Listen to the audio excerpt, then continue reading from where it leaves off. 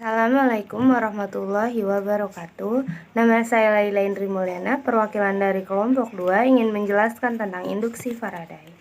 Percobaan Faraday menjelaskan bahwa menggerakkan magnet keluar masuk kumparan menyebabkan penyimpangan pada jarum galvanometer.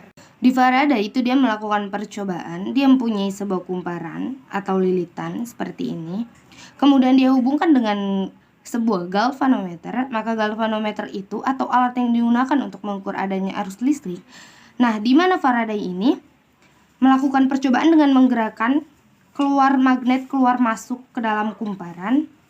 Ternyata ketika magnet digerakkan keluar masuk kumparan, terjadi simpangan pada jarum galvanometer. Nah, ketika jarum galvanometer itu menyimpang, berarti di situ ada arus listrik yang mengalir melalui kumparan ini. Tapi jika magnetnya hanya diam saja, maka jarumnya tidak akan terjadi simpangan atau tetap diam. Artinya, kalau magnet tidak digerakkan, itu berarti tidak ada arus listrik. Arus listrik yang timbul karena adanya magnet ini, itu disebut dengan istilah arus induksi. Arus dapat mengalir kalau ada tegangan. Tegangannya kita sebut dengan istilah GGL induksi. E merupakan epsilon sama dengan negatif N delta flux per delta T.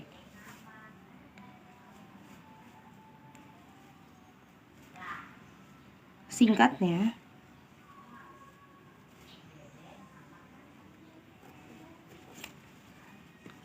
E sama dengan negatif N dikali D flux per dt, di mana E sama dengan GGL induksi,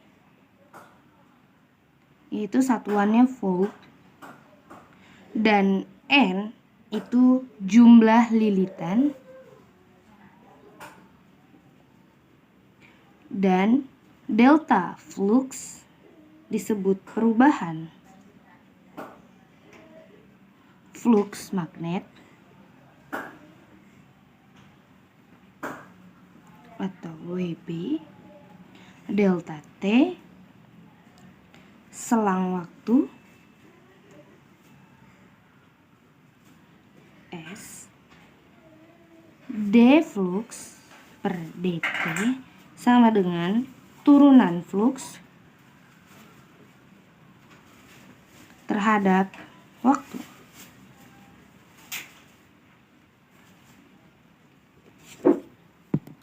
Lanjut ke contoh soal. Sebuah kumparan terjadi dari 1200 lilitan berada dalam medan magnetik.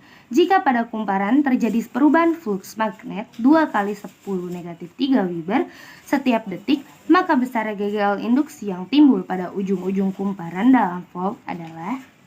Di soal ini yang ditanyakan adalah GGL induksi. Rumus dari GGL induksi biasanya negatif N D flux per dt. Dan rumus ini biasanya digunakan oleh Faraday. Kita memakai rumus D flux dan dt jika fluxnya itu dalam bentuk persamaan. Tapi karena di soal ini adalah perubahan, maka tanda D-nya bisa berubah menjadi delta. Seperti ini. Negatif N terlihat delta flux per delta T. N-nya ini jumlah lilitan ya. Sama dengan 1000 negatif 1200. Di sini ada perubahan flux per waktu sebesar 2 kali 10 negatif 3. Itu dikali ya. 2 kali 10 negatif 3. Lalu kita hitung. Di sini hasilnya negatif 2400 dikali, karena 2-nya sudah dikali, sekarang kita ganti kali 10 negatif 3.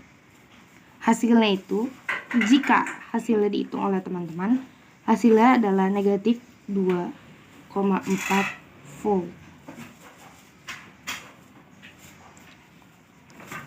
tanda positif atau negatif di sini hanya untuk arah, jadi ini tidak dipakai. Jadi hasilnya ini 2,4 volt. Terima kasih.